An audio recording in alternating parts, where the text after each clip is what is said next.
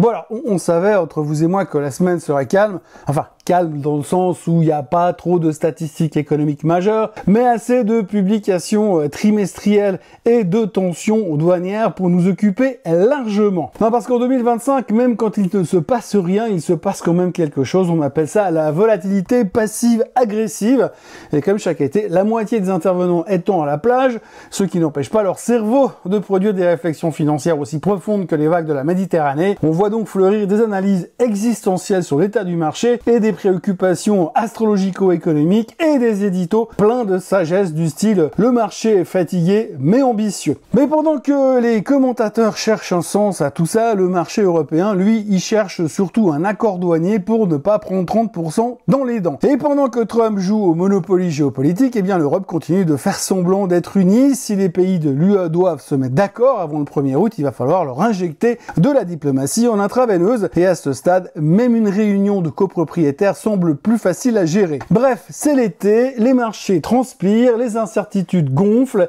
et on se demande si les records boursiers sont encore des exploits. Bienvenue dans ce Morning Bull Live, je suis Thomas Veillet et nous sommes le 23 juillet 2025.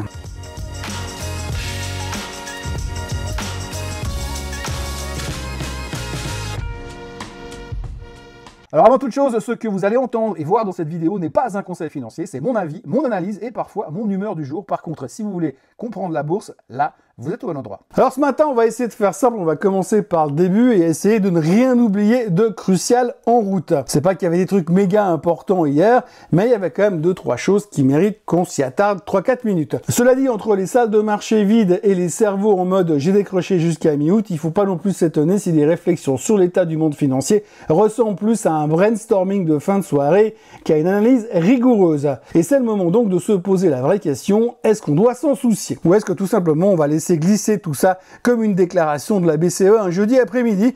Parce que soyons honnêtes, 90% de ce qui est publié cette semaine finira aux oubliettes d'ici le 1er août, parce qu'on saura enfin peut-être ce que les brillants cerveaux de Bruxelles et les négociateurs de Washington auront décidé pour ces foutus droits de douane. On peut rêver. Alors revenons rapidement à nos moutons, ou plutôt à nos indices. Hier, l'Europe a fini dans le rouge, pas de quoi crier au scandale, mais pas de quoi non plus sabrer le champagne. Et non, ce n'est pas la saison des résultats trimestriels qui a fait trembler les marchés, ça n'est pas non plus la macro qui reste plate comme une limande, ni les 2 ou 3 experts qui estimaient que Madame Lagarde ne ferait rien, nous ferait une Powell demain lors du meeting de la BCE. Non, la vérité était ailleurs, puisque tout le monde le sait, eh bien ce qui a mis le bourdon au marché, c'est l'absence de deal sur les droits de douane. Ce suspense insoutenable à rallonge commence sérieusement à taper sur le système nerveux des marchés et des intervenants. Et comme d'habitude, quand on ne sait pas, on vend un peu pour faire genre qu'on anticipe quelque chose, alors qu'en réalité, on attend un signal, une info, une phrase, un tweet, quelque chose qui ressemble à une indication. Pour l'instant, on a juste du flou, et en finance, c'est le genre de brouillard qui file des boutons à tout le monde. Il nous reste donc 9 ou 10 jours, ou 8 ou 11, ça dépend comment vous comptez à partir de quand, et si vous utilisez un calendrier fiscal, un calendrier lunaire, ou alors carrément celui de la BCE ou de la Fed. Bref, tic-tac, l'Europe, la grande, la belle Europe, la puissante Europe va devoir pondre un deal douanier d'ici le week-end prochain, sinon c'est 30% de taxes sur les exportations vers les USA. C'est une bricole, juste une crise économique en perspective, un petit plongeon en récession probablement, et chaque jour, sans annonce, c'est un cran de plus sur l'échelle de la panique. C'est un peu fort, panique, mais quand même. Et si jamais on ne trouvait pas d'accord, et si l'Europe perdait son client américain, et si Trump décidait qu'en fait, les Européens, ils les aiment plus, et si, oula, gros twist, si les Européens eux-mêmes n'arrivaient même pas à se mettre d'accord entre eux, ça serait drôle si c'était pas aussi triste à la fin. Du coup, l'Europe doute, et le doute, c'est le poison lent des marchés. Avec son cousin, l'incertitude, il forme un espèce de duo infernal qui flingue le moral des investisseurs. Et résultat, la Suisse perdait 0,36%, la France baissait de 0,69%, l'Allemagne abandonnait 1%, pendant que les Italiens et les Espagnols s'en sortaient pas trop mal. Mais soyons honnêtes, vu le passif des droits de douane version Trump, il y aura presque de quoi rester zen. Jusqu'ici, les menaces ont toujours été du pipeau, la date butoir, toujours repoussée, l'apocalypse commercial, commerciale jamais déclenchée pour l'instant. La Chine, par exemple, on a failli la bombarder de taxes à 200% pendant 3 semaines pour finir avec un accord aussi fumeux qu'un discours de Miss Univers, et ça continue encore puisqu'apparemment ils sont toujours en train de négocier, et même Scott Bessent a annoncé cette nuit que Trump pourrait bien repousser encore la date limite fixée au 12 août à une date ultérieure, très ultérieure, genre quelque part entre Halloween 2026 et l'élection présidentielle de 2028. Au fond, le plus grand talent de Trump, ça reste le teasing à rallonge, et vu son style, on ne serait même pas étonné qu'il tire la prochaine échéance au sort façon tombola de village, j'exagère à peine. Quoi qu'il en soit, hier, l'Europe s'est mise à transpirer devant l'éventualité de ne pas trouver un accord. Imaginez la scène, des montagnes de caisses de Bordeaux abandonnées sur les quais et 30 000 Renault Zoé empilés sur un port. Bon, alors pour ce qui est des Renault Zoé, pas de panique, parce que même sans sanction douanière, de toute façon, personne n'en veut déjà. C'est donc un stress très relatif. Pourtant, ce stress existe et il est presque rationnel. Mais bon, je persiste et je signe. Inutile de s'affoler, à mon sens. Ils vont certainement nous pondre un accord de dernière minute type scénario hollywoodien. Ils l'ont d'ailleurs fait cette nuit avec le Japon.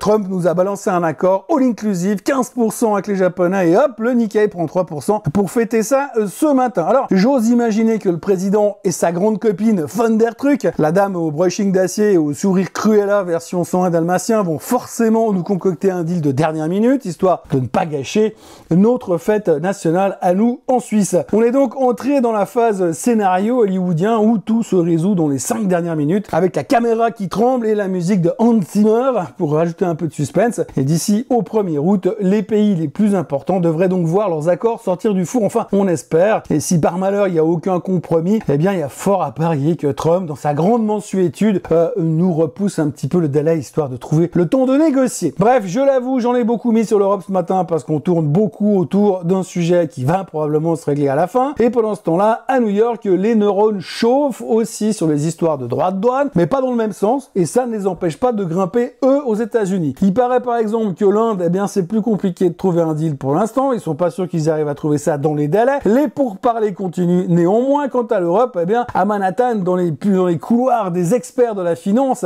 eh bien, on pense plutôt à rétorsion plutôt que accord. Charmante ambiance, mais ça monte quand même. C'est pas grave, hein, le S&P 500 s'en tamponne royalement, il a même fini sur un nouveau record, pendant que le Nasdaq, eh bien, lui nous rappelait un truc fondamental. En ce moment, on ne monte pas sans les Magnificent Seven. C'est écrit dans le marbre, ou dans le code source de Wall Street, je sais plus. En dehors de l'aspect droit de douane qui commence à les briser menu à tout le monde, il y avait aussi les chiffres du trimestre qui occupaient les gens en attendant d'en savoir plus sur la macro et sur, bien sûr, les droits de douane. Mis à part ça, hier, Powell a parlé, mais comme prévu, il a parlé sans mentionner le moins du monde le sujet des taux d'intérêt, ce qui n'était pas vraiment une surprise, et en revanche, il y avait à boire à manger côté résultats. GM qui foire son trimestre et déclare que pour le moment, les droits de douane leur coûtent 1 milliard, 8% de baisse. Du côté armement, Lockheed a foiré son trimestre après avoir pris une provision plus importante que prévu pour une histoire de fin de contrat sur un de leurs produits, et malgré l'excellente période pour le business de l'armement, qui en plus, je le rappelle, est devenu un investissement responsable, la société s'est fait défoncer de près de 10%. On notera aussi que Coca continue de prendre le dollar dans les dents, mais ça ne l'empêche pas de livrer des résultats qui pétillent. Elle est facile, celle-là. Bénéfice net en hausse de 58% et un pricing power qui sauve les mobs malgré les volumes en baisse. Ils confirment leurs objectifs annuels avec un patron qui lui est plutôt zen sur l'avenir et qui annonce un Coca au sucre de canne. Comme c'est excitant, mais ça n'a pas suffi aux intervenants. Ils n'ont pas parlé d'intelligence artificielle dans les canettes, donc du coup, le titre était en baisse de 0,6% à la clôture. Mais au-delà des quelques chiffres balancés ici et là, qui, soyons honnêtes, ont l'importance qu'on veut bien leur donner selon l'humeur du moment et l'angle qu'on choisit pour les interpréter, le vrai sujet du jour, c'est la prise de conscience collective. Le marché ne sait plus monter si les Magnificent Seven ne montrent pas l'exemple. Et quand je dis ne savent plus monter, je parle pas de 2-3 jours de flemme passagère, hein. Non, on est sur du sérieux là, on est presque sur du systémique si on devait s'angoisser vraiment. Mais hier, c'était la démonstration par l'absurde, Microsoft est empêtré dans ces histoires de piratage et de SharePoint version gruyère numérique, et ce matin rebolote puisque les hackers chinois se sont attaqués à l'aspect nucléaire américain, sans faire de dégâts paraît-il. Mais bref, en tous les cas, ça continue de peser, donc Microsoft n'arrive plus à monter. Oracle, eux, sont sous pression parce qu'ils vont devoir remettre un chèque XXL pour réinvestir dans la thématique d'OpenAI, parce qu'il faut plus de serveurs, plus de capacité, etc., etc. Mais on sait pas où ils vont se financer. Et puis les autres, Google, Nvidia, Broadcom, Amazon, tous étaient dans le rouge. Pourquoi? Si vous croyez l'argument officiel, les intervenants ajustent leur position avant les publications trimestrielles. Bon alors, entre vous et moi, ce genre de phrase, ça veut dire que personne ne sait pourquoi ça baisse, il fallait bien trouver un argument pour l'écrire dans les journaux. Ça sent une espèce de doute maquillé en stratégie. Conclusion, sans les stars de la tech, Wall Street, c'est plus la fusée de Musk et ça se traîne lamentablement pour l'instant. On peut donc en déduire que cette saison des résultats, c'est pas non plus une promenade au bord du lac, hein, on l'a vu, c'est de la haute voltige, sur une planche savonneuse, les yeux bandés et sans filet. Et ce soir, attention mesdames et messieurs, entrée en scène de Tesla et Google, le moindre chiffre de travers, la moindre mauvaise interprétation ou une virgule à côté et bam, on se prend le retour de manivelle. On est suspendu à l'IA, on rêve d'un avenir radieux, mais pour l'instant une micro-déception et c'est la claque algorithmique. Et entre nous, les signes de fatigue se multiplient. Le marché commence à tousser. Mais sérieusement, je pourrais écrire 12 pages sur ce sujet-là, mais on va encore dire que je broye du noir, donc je vais m'abstenir. Mais restons simples, sobres, lucides, prudence tout simplement, et on se reparle à la rentrée quand Nvidia aura publié ses chiffres le 27 août. Et ce jour-là, ça sera action ou vérité pour l'ensemble du marché. Et accessoirement, on aura aussi une meilleure idée de ce que mijote Jérôme Powell, puisqu'à l'heure actuelle, 60% des experts, ou prétendus experts, pensent qu'il va baisser les taux. Enfin, s'il est encore là, parce qu'il y a encore une semaine, Trump voulait l'envoyer jouer au golf dans le Dakota. Mais bonne nouvelle, Bessent a tenté de calmer le jeu hier en déclarant que non, le gouvernement ne veut pas virer Powell et que c'est à lui de décider s'il veut finir son mandat. Ah oui, la douce hypocrisie politique en langage décodé, ça veut dire tu fais comme tu veux Jérôme, mais si ça part en vrille, t'inquiète pas, ce sera tout pour ta gueule. Pour le reste des nouvelles du jour, on va faire simple. Trump a encore frappé, cette fois avec un deal gagnant-gagnant, perdant avec le Japon. Résumé de l'accord, le Japon investit 550 milliards aux USA, les Américains prennent 90% des profits et en bonus, le marché nippon s'ouvre aux bagnoles, au riz, au reste du catalogue Made in USA et paye 15% de droits de douane. Bref, un partenariat façon Yakuza, version Maison Blanche, tu payes, je gagne et tu souris. Mais c'est une bonne nouvelle pour les marchés néanmoins, alors on applaudit quand même. Qui sera le prochain à se faire partenaire? L'Europe, l'Inde, votre belle-mère, je sais pas, on verra bien.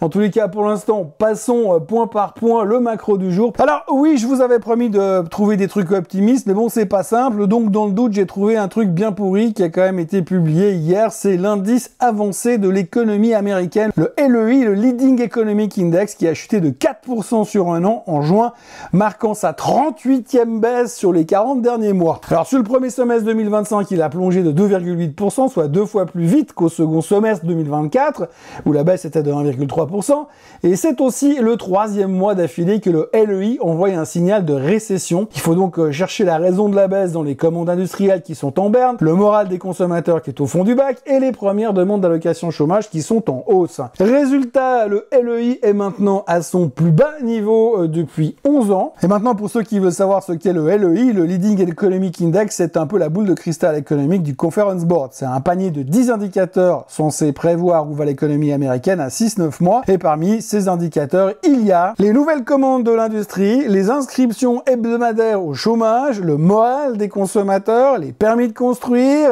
les écarts de taux obligataires, les heures travaillées dans l'industrie et d'autres joyeusetés du même style. En gros, quand le LEI baisse de façon prolongée, c'est souvent le préambule d'une récession. On a l'historique qui va avec. Et quand il chute aussi violemment que depuis 2022, ça sent pas le champagne pour l'économie, même si les marchés, eux, sont parfois sur une autre planète. En bref, le LEI clignote rouge, mais pour l'instant, Wall Street fait la sourde oreille. Mais bon, moi, je vais arrêter de trouver que des trucs négatifs, parce que je reconnais, ça devient fatigant, j'en suis conscient. Maintenant, ce qu'il faut retenir pour aujourd'hui en version express, on retiendra que Dassault Aviation a vu une chute de 30% de son bénéfice plombé par une surtaxe fiscale exceptionnelle en France. Non, on ne rit pas, l'enfer fiscal est toujours à son top, mais les carnets sont pleins à craquer, les rafales cartonnent, surtout en Inde. À l'ombre au tableau, les droits de douane à 30% et qui menacent les Falcons, et oui, évidemment, encore eux. Merci Donald. Chez SAP, bénéfices en hausse, x58 par rapport à la dernière fois, croissance à 2 chiffres grâce au cloud, mais le marché n'a pas aimé, moins 3% after close, comme quoi, même quand tout va bien, faut quand même pas trop fanfaronner. Philippe Morris, trimestre décevant, il paraît que les ventes de sachets à nicotine qu'on a collé sous la lèvre ici ne font pas rêver les analystes, le titre fume la moquette et se prend 8% dans les dents. Texas Instruments, bon résultat à Q2, mais prévision molle pour Q3, marge sous pression, client frileux, guerre commerciale en embuscade, résultat moins 12% en after close, et pourtant, il prévoit de balancer 60 milliards pour produire aux États-Unis. C'est beau l'investissement, mais le marché s'en tamponne le coquillard. À surveiller aujourd'hui, vente de maisons neuves et stock pétrolier bien sûr, et ce soir, il y a un gros line-up, hein. Alphabet, Tesla, IBM, Chipotle, et en Europe, on va avoir Thales, le champion de l'investissement responsable dans l'armement, parce que bombarder vert, c'est quand même toujours vachement mieux. Voilà ce que l'on pouvait dire de cette journée d'été. Si ça vous a plu, n'hésitez pas à vous abonner à la chaîne Suisse Côte en français, de liker, de partager la vidéo, bien sûr, pour que l'on puisse enfin dépasser les 60 000 abonnés, vu que cette semaine, on vient de passer les 58 000. En tous les cas, merci à tous d'être aussi nombreux, même cet été, où j'imagine que vous avez nettement mieux à faire. On se voit demain pour un nouveau Morning Bull Live. Soyez forts et n'oubliez pas, les marchés détestent l'incertitude, sauf quand elle leur permet de battre des records sans raison valable. Allez, bonne journée à tous. Bye bye.